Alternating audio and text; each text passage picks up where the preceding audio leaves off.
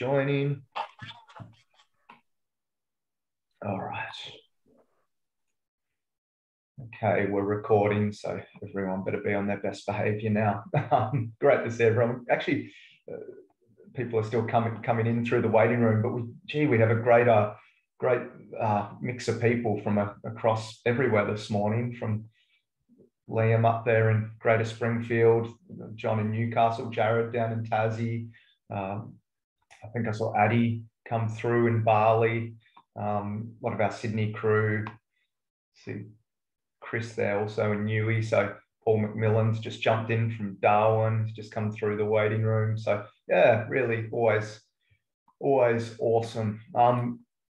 Now, Marlene, oh yes, great. Thank you. Now, Marlene was talking to us before about, Andrew was saying he hadn't got his coffee yet. And she's been telling me about hot water and lemon juice, but yet to do it, Marlene. So one of these mornings I'll have my hot water and lemon juice here. But, a converter. that's right. But hey, a huge welcome if you're joining for the first time. Met Philip earlier, who was jumping on for the first time, or if you're one of the regulars and back again, huge welcome to you. Can you believe it's December already, which also means it's summer, which day 2 of summer here in Sydney at least is, as you know, if you're not in Sydney, you can find Andreas on the screen there and look at the background he's got. It's a stunning day. There we go. Thank you, mate. If I wasn't hosting this morning, I would probably be well, I probably wouldn't, but I would wish I was in a location such as yours. So well done. I always enjoy seeing you out and about, and a shout out to anyone who's getting ready for work or handling the kids this morning. People join, you know, from everywhere. So I absolutely love that it's accessible for people. And yeah, it's really good. Hey, Andrew just mentioned before, down in Melbourne, he thanked our Kingdom Builders for their contribution towards what we're doing as a church in Festival Hall there, which is really exciting. Just a few weeks, we're going to be running church services in there, which is great. But I just wanted to mention that to just mention our Kingdom Builders, something we do talk about on here quite regularly. You know, the great reason for that, many of us are Kingdom Builders. If for some reason you may not be aware, Kingdom Builders, many ways, the financial leaders in our church, people that believe part of what they're called to do is finance the kingdom of God in our church through the work of Hillsong Church. And, you know, really in many ways feel part of their calling is towards generosity and just people that just love to give. And so anyone that just might be interested in Kingdom Builders, well, if you are a Kingdom Builder, first and foremost, hope you got an invite to the breakfast. We're hosting breakfasts right across the country this Saturday morning. So if you're coming to that, great.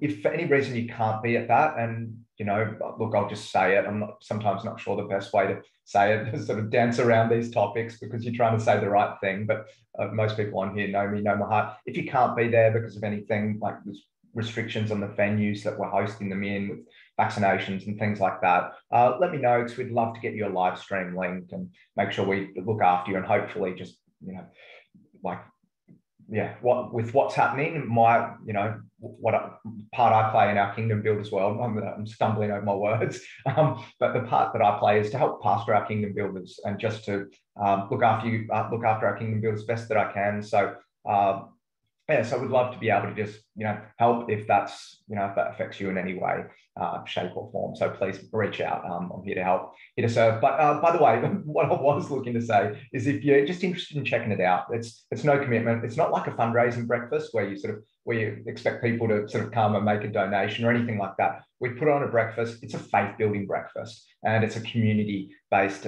breakfast, 8 a.m., you know, in whatever city or state you might be in. We do get RSVPs for that. So come sit with some people, have a feed, have some great community, some connection, and hope, you know, I believe this is the plan. Our church, anything could happen and probably will, but the plan so far is Pastor Brian's going to be inputting into our Kingdom Builders, building faith, and hopefully just being in a room with like-minded people's something that's an inspiration to you. So anyway, waffling on a bit, but just wanted to put it out there. Reach out to me if there's anything I can do. And thank you to all the people that faithfully just lead with such a spirit of generosity in our church. We do appreciate it. Okay, so moving into December and moving into next year, in just a moment, we're going to say good day to someone, have a bit of a chat with an awesome young man who's part of our city campus. But before we do that, I have put together, I'm going to see how this works because we've only done it once, did it once with Pete when he did something on here. I put together a poll and I just wanted to get a couple of questions, 5 questions. You can click through. If, I saw some people, I saw Kingo was driving before, and I know some people are on the move, but I'm going to launch a poll, just a few questions as we head towards 2022.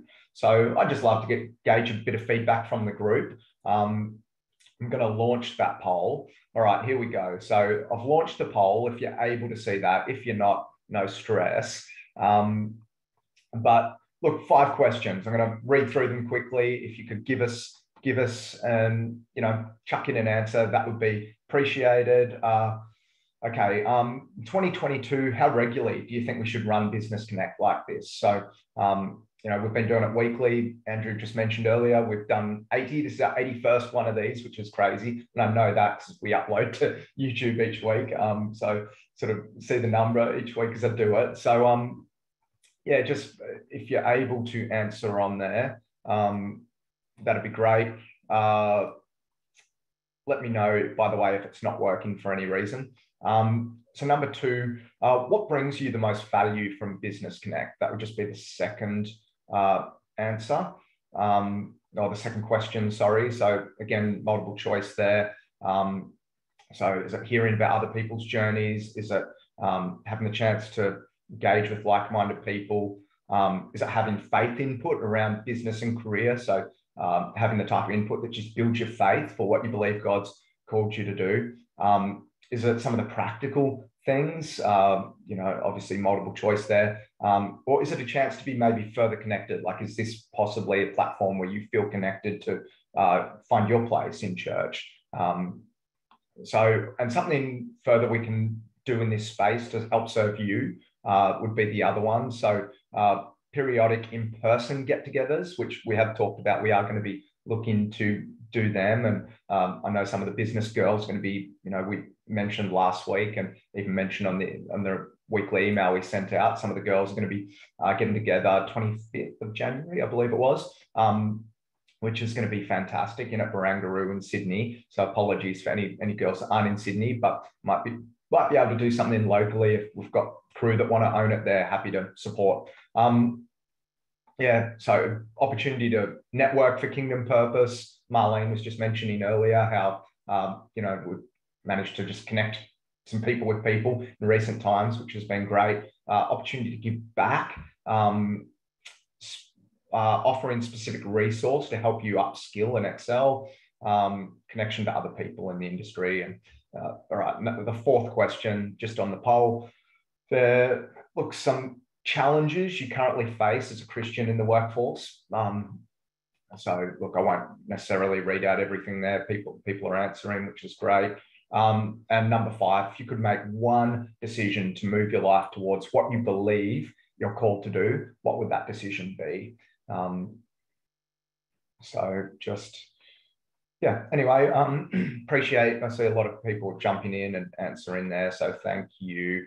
Might just give it a moment. But yeah, I just thought I'd gather a bit of info off some of you guys, just see how we can continue to bring value as we're, speaking into all things business, career, vocation, generosity, kingdom building, etc. So now I'll look, and by the way, as we move into the new year, I'll end the poll now. I don't want to sort of drag it out. So I want to keep moving. I'm just watching, making sure it's slowing down.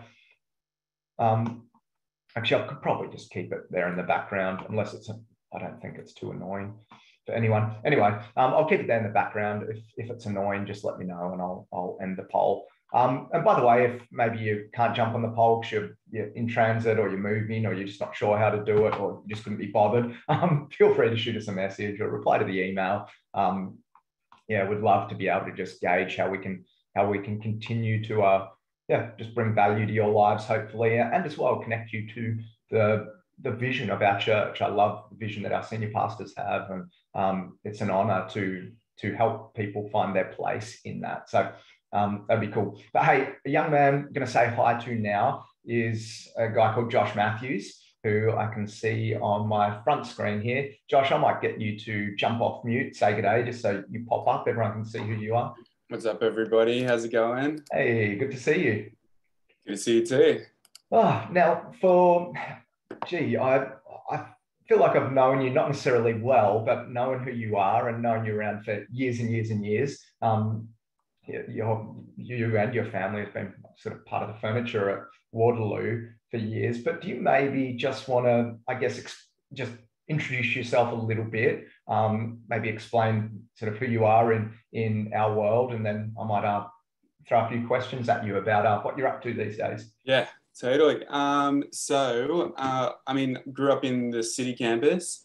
Mum's over there in the top right-hand corner of my screen. Grew up in the city campus, was pretty involved in the youth ministry. For me personally, I don't know, I was a really shy kid in high school, and the youth ministry basically changed my life. And so going out of high school, I felt a real call to be able to pay that forward, and kind of did Hillsong College for 2 years, then did a Bachelor of Theology, and was very involved with the youth ministry. And was a tribal leader for many years in the city campus, and then ended up moving to New York City, partly to help out with church over there for 4.5 years. So yeah, it's been an amazing time. Love the church, and it's just a super exciting time to be part of the church here now. Yeah, I love it, man. And what about work-wise? Up until recently, I know you're involved in.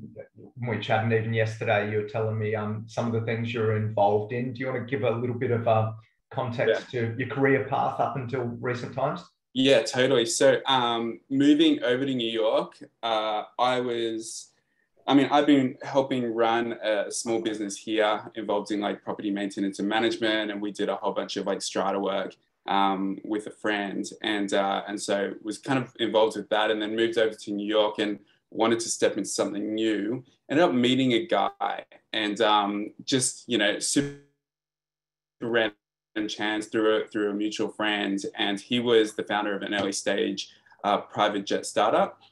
So we connected, and I had a little bit of experience in terms of scaling businesses, hiring and managing people, and so I ended up being the first employee at this company, and kind of just learned the industry from the inside out. So we were involved in the private jet charter space.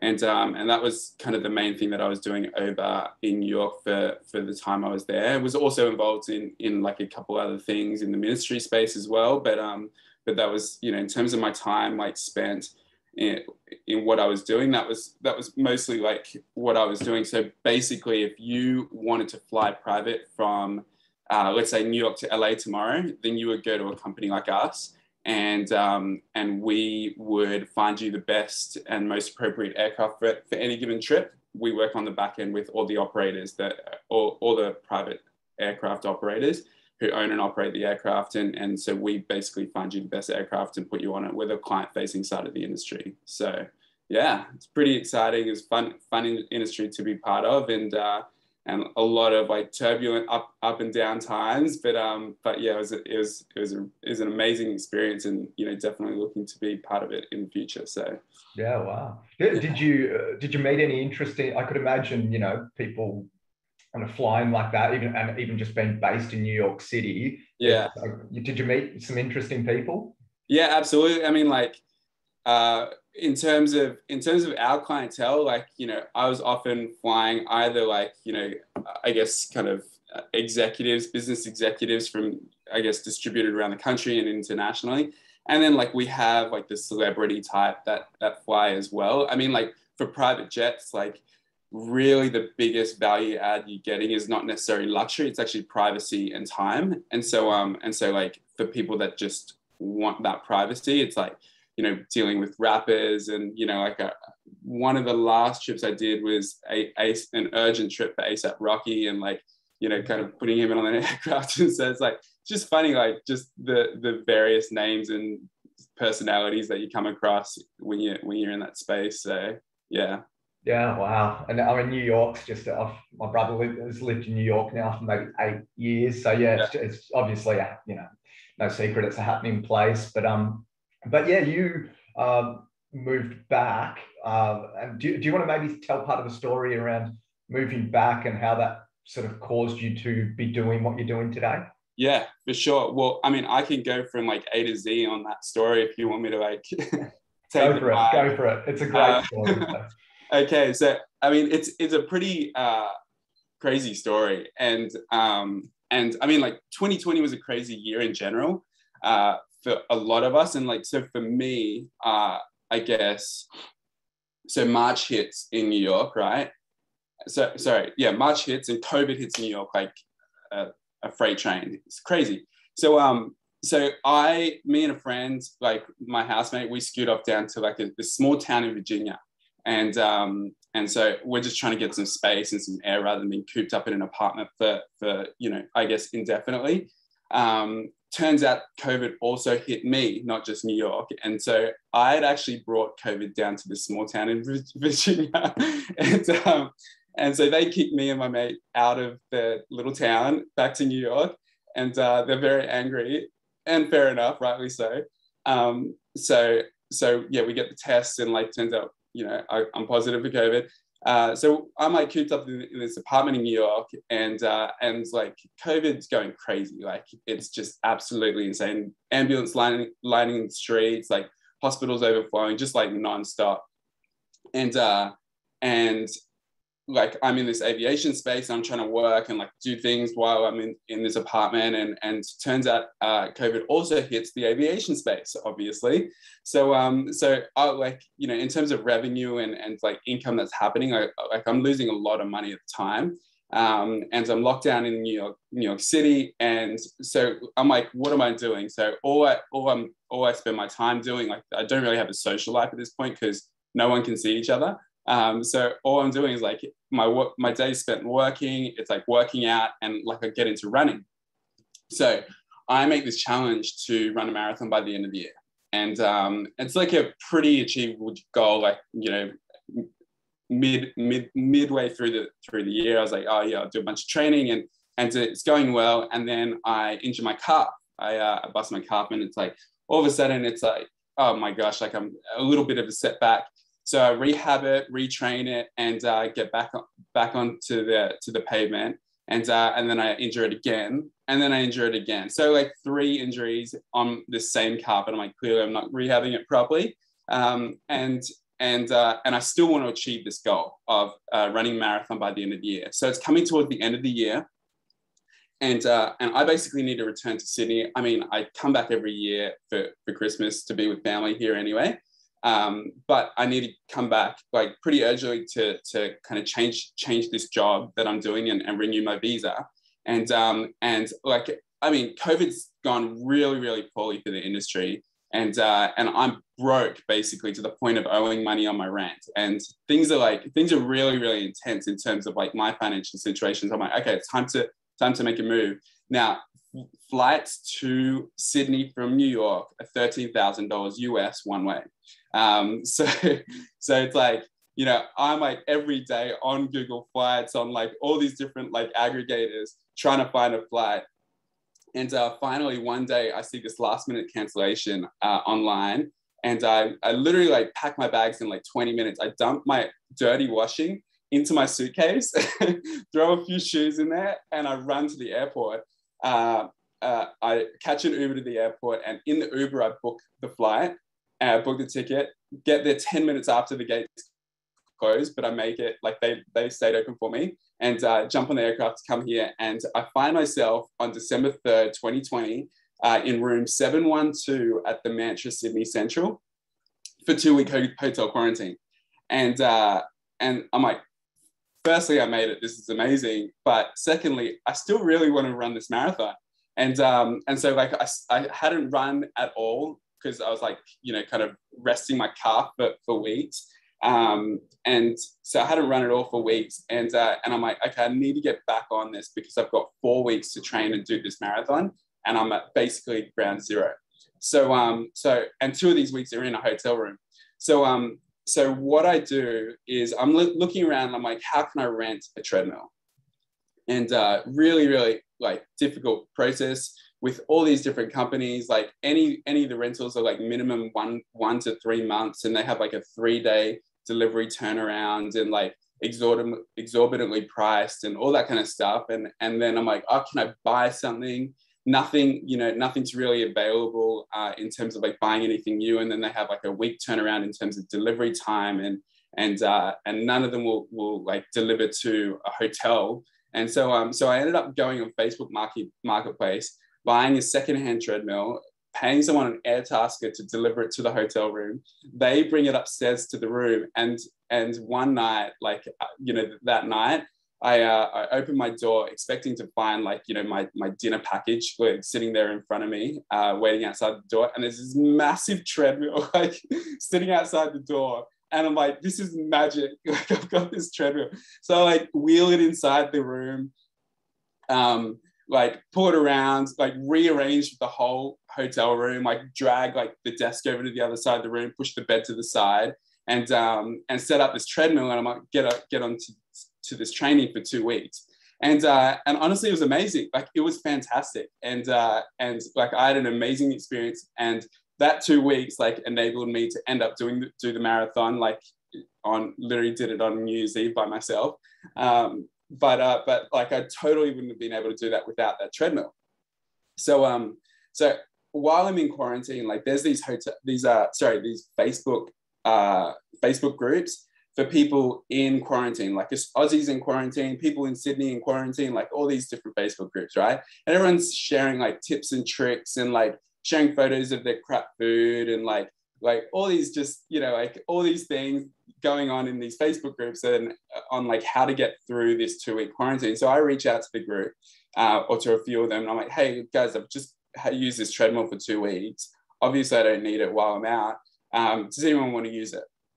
So a few people hit me up, and one lady reaches out, and so the day that I leave quarantine, my parents pick me up in a Mazda 3, and I wheel this treadmill downstairs, and I stuff it in the back of this little Mazda 3 with like the treadmill's literally hanging out the back of the boot.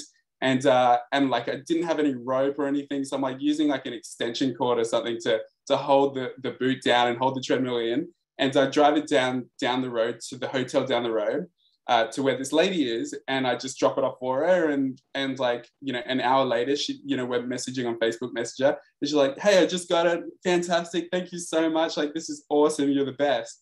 And like in the meantime, like 6 other people were messaging me, "Hey, do you still have that like treadmill available?" So all of a sudden I'm realizing like this is a real thing. Like this is something that is like a genuine value add to people while they're in quarantine.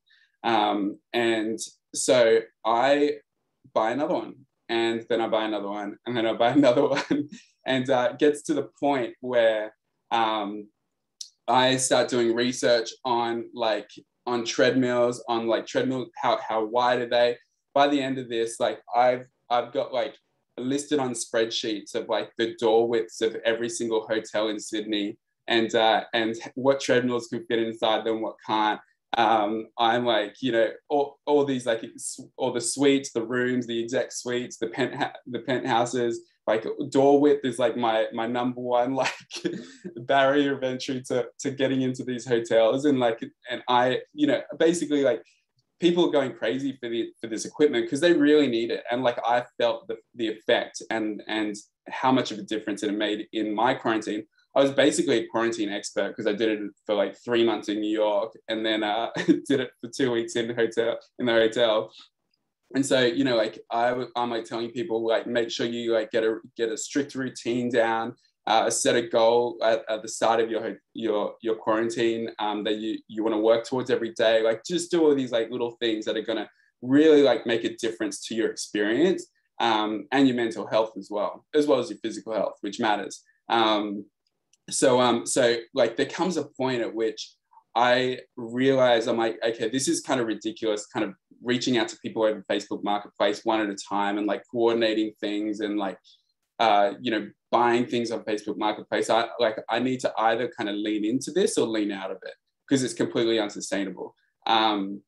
So what I do is I do a whole bunch of shopping and like searching around. I find like the best treadmill providers in the country, and then spin bikes and like a whole bunch of other equipment.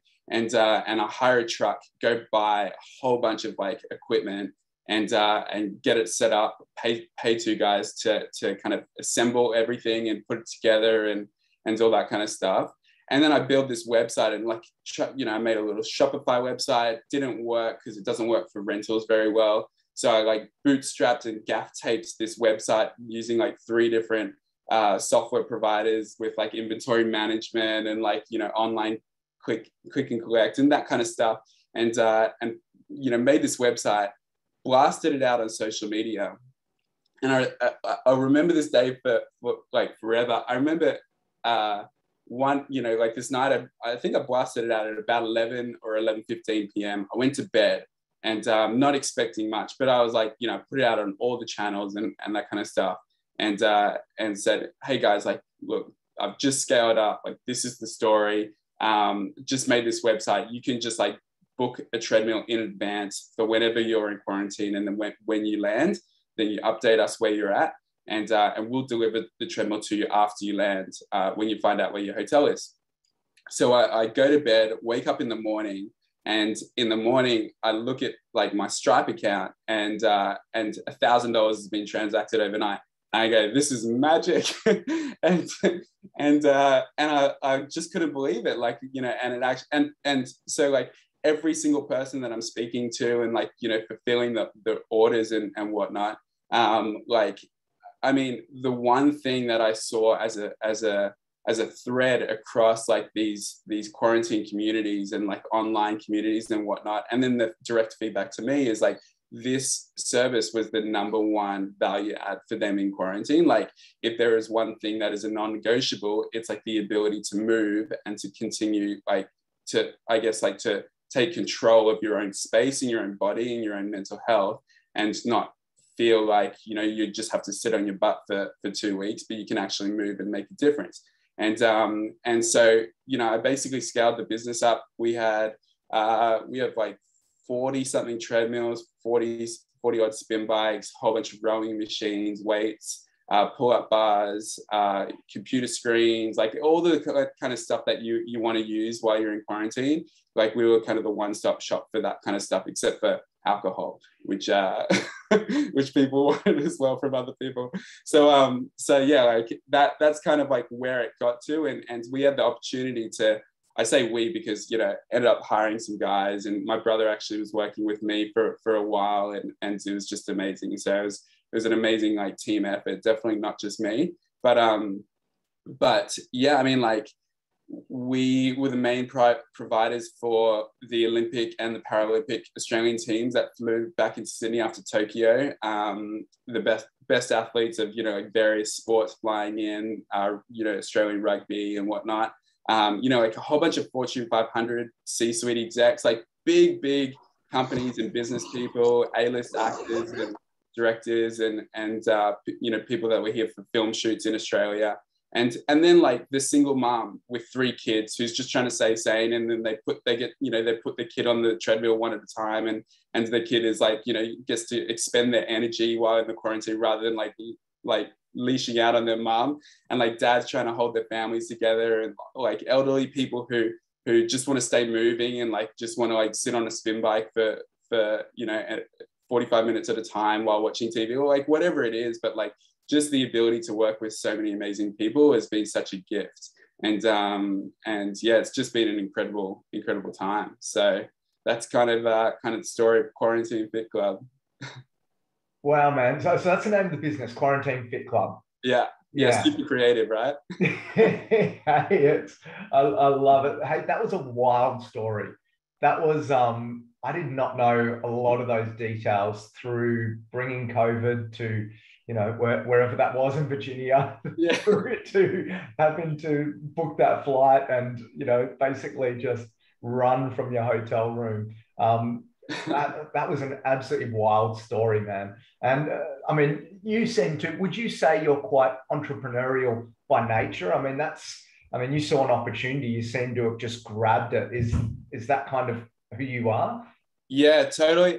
Yeah, I would say yes. Like I've worked on a few different projects and startups, like, you know, in the private jet space. Like I ended up kind of running and operating a business myself, and that was like, you know, kind of started up from nothing, and obviously like it got heavily affected by COVID, but like, you know, I've definitely like had a little bit of a track record of you know, kind of diving into things head first, learning on the fly, and kind of, you know, getting things on the way down, and trying to kind of pull out the wings on the way down. So yeah, I mean, like definitely really enjoy the beginnings of things, and like being able to like test the market, turn nothing into something, and I guess like create. And so I think like by nature we're creative, like as humans, and God designed us that way, and so like the ability to create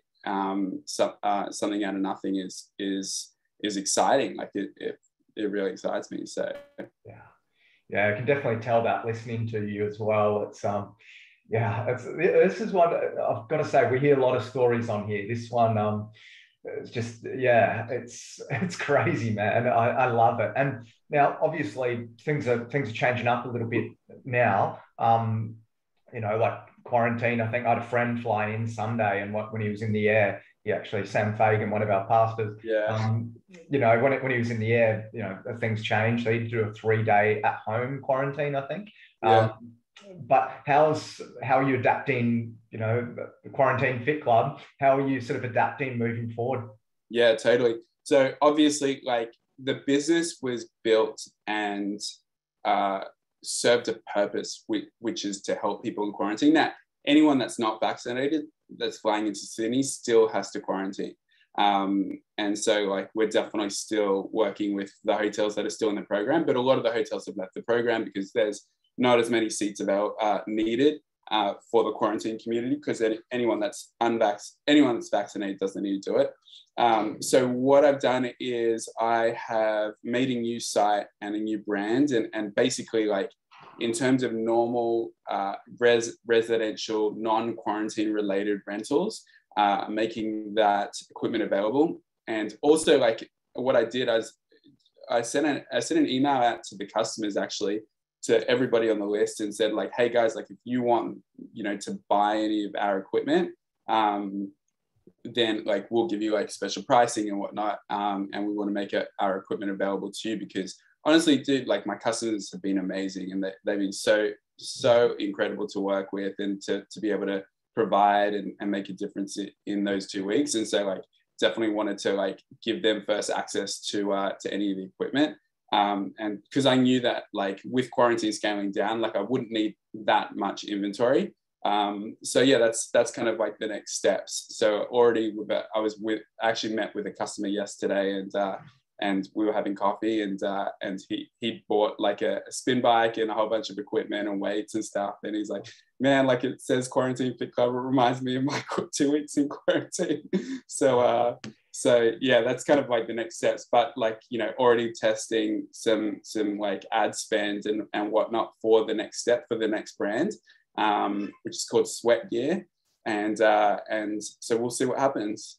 So so that's unreal, man. And look, you've obviously been in business for a few years now, including what you're doing in the aviation space and back in New York. And what do you reckon, just to put you on the spot with this question, but, you know, as a Christian, someone of faith, you know, you've got, you've been a, really active church builder for years. That's how I sort of grew up seeing you, someone that was always really, I guess, just key to what we were doing in the city campus with youth and different things. But how has like your faith worked itself out now in business as you've moved into this transitioned into this season of life? Yeah, totally.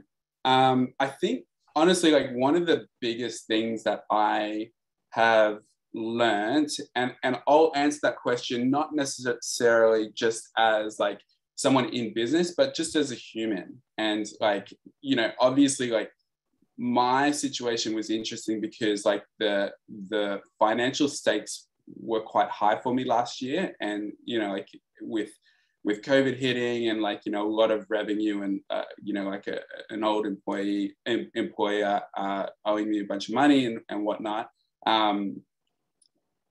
Like it was my own financial provision that was like of need. And that's like whether you're in business or not, like specifically, like that's a human issue. And the one thing that I have seen, which I've seen before, but I saw it again this year, is that I wouldn't necessarily describe God as like faithful in the sense that when I think about the word faithful means like, oh yeah, like you obliged by the contract or by the agreement that you set out or you signed, or like a husband doesn't cheat on his wife. But like God is not just that kind of faithful. He is like exorbitantly, extravagantly, over the top, like abundant. And he's like way bigger than you can ever ask or imagine. And like he just blows our minds in the craziest ways. And I think like, I mean, I'm firsthand experiencing that, and have firsthand experienced that time and time again over my life. And so like the one thing that I've learned and I've seen again and I've been reminded of is like God is so much better than I could even ask him of or think about or imagine, or like, you know, if I were to design a provision, like it's God's provision is better than that. And he's not just true to his word like a debtor, you know, held by the contract, but he like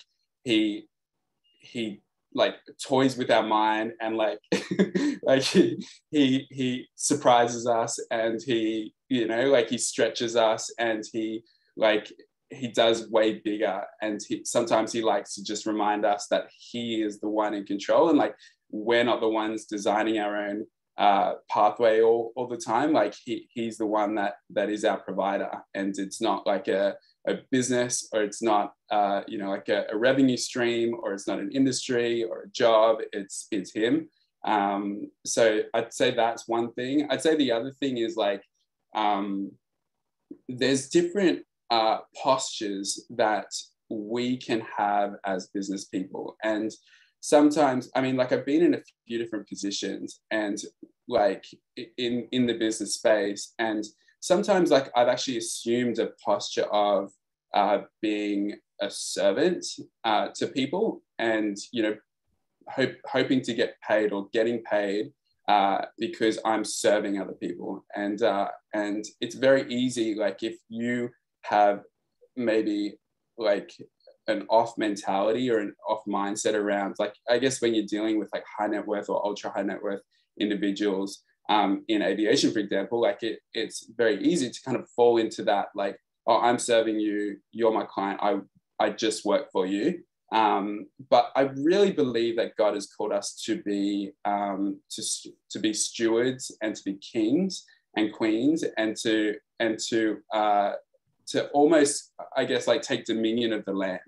And I think like that's actually a very, very different posture, doing business or doing anything. And I was actually reading this verse, or this passage has really like, you know, driven me a lot. Like it's in Deuteronomy chapter 1, verse 19-21. It says, "Then as the Lord our God commanded us, we set out from Horeb and went towards the hill country of the Amorites through all that vast and dreadful wilderness that you've seen. And so we reached Kadesh Barnea. Then I said to you, you have reached the hill country of the Amorites, which the Lord our God is giving us. See, the Lord your God has given you the land. Go up and take possession of it as the Lord, the God of your ancestors, told you. Do not be afraid. Do not be discouraged." And obviously that's within context of, you know, the Israelites going into the new lands, and God kind of like telling them where to go and what to do. But that posture and that instruction from God to go and take the land, it's not God that is just taking the land for them and them being in a passive position. God is saying, okay, like this is the land here.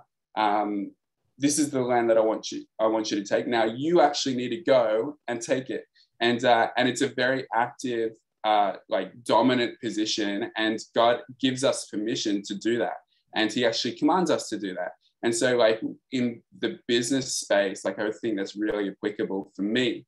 And I've seen that. And sometimes like I've had like in certain situations, like a passive posture where I was hoping that something would come to me, or I was hoping things would come together. But if I take an active posture, and I recognize that like, you know, God has called us to be stewards and to take dominion of the land, then it's a very, very different thing. And God's called us to be the kings and the queens and the occupiers of the territory. So, yeah.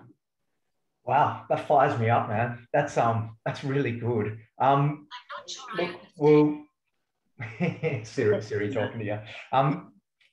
Look, I'm going to get you to pray for us in a moment because we're going to finish up. But if you could, you know, I did want to throw this last question at you. And I feel like you might have sort of answered it in what you just said, but I want to ask you anyway, just in case there's anything else I might be able to squeeze out of you. But if you could almost just take the filters off and, you know, just, you know, I guess just boldly speak to us as business, career focused people in our church in this time. So a time where like most people on here, part of Hillsong Church, most people on here, you know, Pastor Brian's been talking about, you know, rebuilding, and most of us come into Sundays saying, all right, there's work to be done. We've got to rebuild. What would you say our role in that could look like as business people? And if you were just to speak, you know, just strongly and boldly to it, any thoughts around that? Yeah, totally.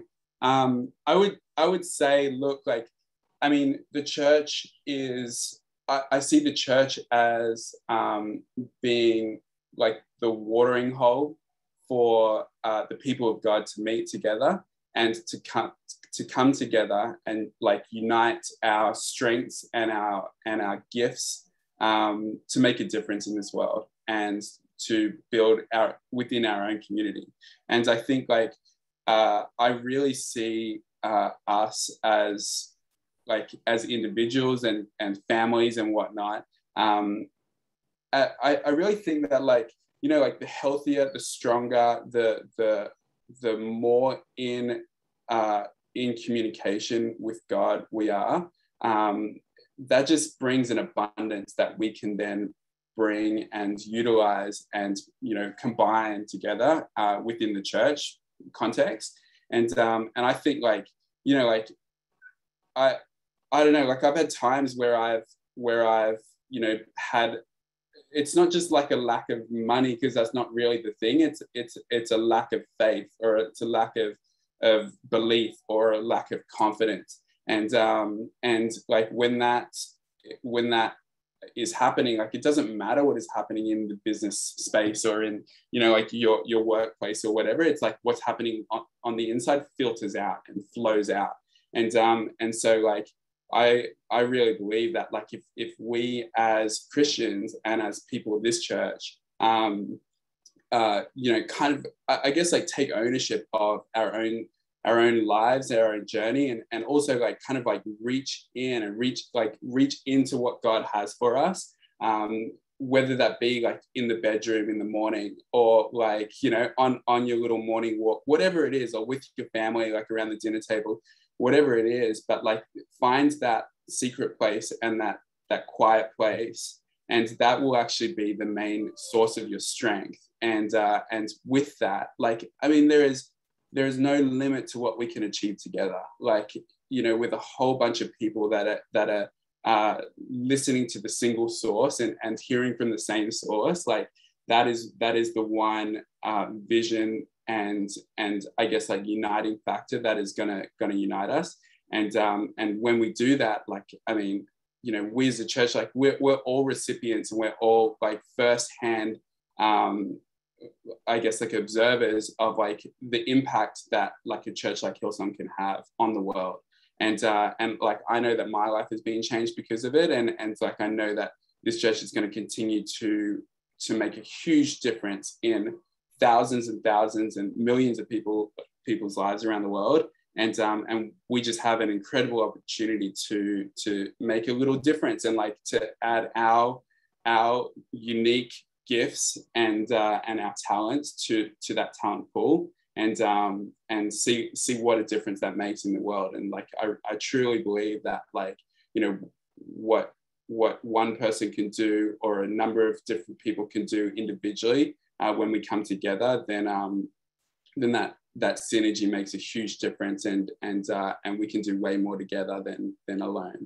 So, mate, I love that. You are, look, it's so obvious. You've just got such a depth and such a, I mean, I know you come from an incredible family, and there's just, great heritage there. But look, thank you, man. It's an inspiring story. I think you're definitely, not trying to paint you as a young guy, but you're definitely wise beyond your years as well. And yeah, just appreciate you coming on, sharing with us. That even just what you said at the end there fired me up personally. And I got so much out of hearing from your life, from your story, and even what you've spoken to us at the end there, I think really, really hit home. Could you pray for us just as we conclude this morning? Yeah, absolutely. Lord, I just want to lift up this time to you and this group of incredible people distributed around the country to you. And God, we just want to thank you so much for being in our midst this morning. And God, like right now, we want to take a moment to invite you into our day, into the rest of our week as well. And we just pray that, you would continue to remind us just how good you are. Just what, like, a taste of some of the goodness that you have in store for us. And God, like, we want to go about our day as we head off to work and wherever else we're headed. We want to take a moment to just recognize that, like, all good and perfect things come from above. And they come from you, Lord. And we're just so grateful for you. And we want to get after it today. We want to make a difference today in our workplaces and in our businesses and in our industries. And God, thank you for the energy. Thank you for the drive. Thank you for the vision that is going to help us to have an incredible day today and make a real difference in a whole bunch of people's lives and spaces. In Jesus' name, amen. Amen. Well, thanks again, Josh. Greatly appreciate you. And thank you for everyone for being part of this morning. Go well. Hope to see a stack of you at Kingdom Builders Breakfast, and we'll see the rest of you in church over the weekend. So much love. Be blessed, everyone. Thanks, Dan. Thanks again, Josh.